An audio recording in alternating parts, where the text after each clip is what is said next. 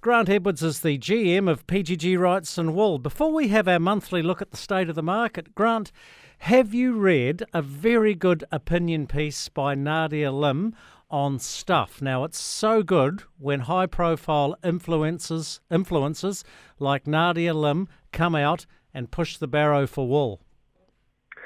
Certainly, Jamie, and afternoon to all your listeners. Yes, I've certainly seen that piece, and it's great. It needs to happen. It's raising that awareness of that sustainability. It's challenging how we use wool, who uses it. Around that, biodegradable sustainability, good for our environment, and it's reflected through, of course, to our government. What are we using in our state housing?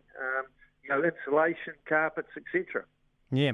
Hey, some interesting stats from Nadia, and I'm going to try and get her on Monday's show.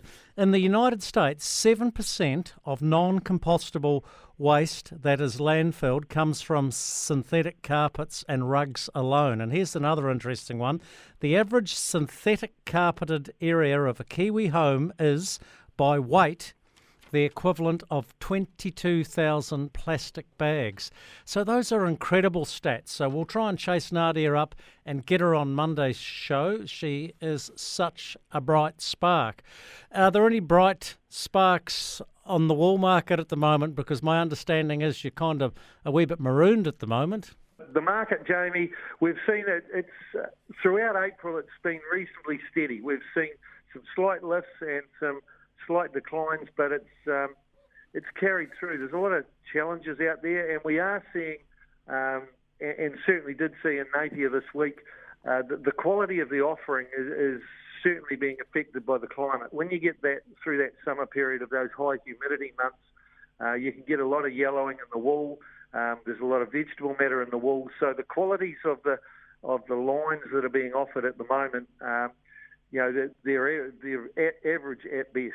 Grant, we know that India has been an increasing player in the market, and then we look at what's happening in India at the moment and the flow-on effects to the economy. That can't be helping Kiwi wool growers either.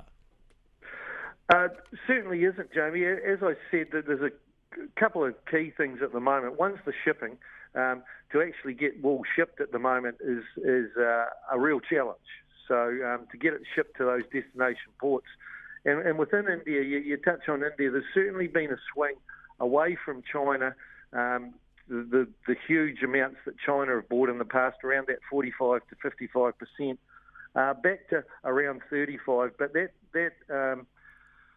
decrease in China has been taken up by India for floor coverings, for the mats, etc. So they've taken on that extra, and they've gone from a sort of an 8 to 10% of our production going there to just under 20. So it's a concern going forward as to when we see the effects of COVID, whether, as I say, whether it's shipping, whether it's individual countries and their ability to actually process the raw wool or to make it into garments and then sell it through retail chains.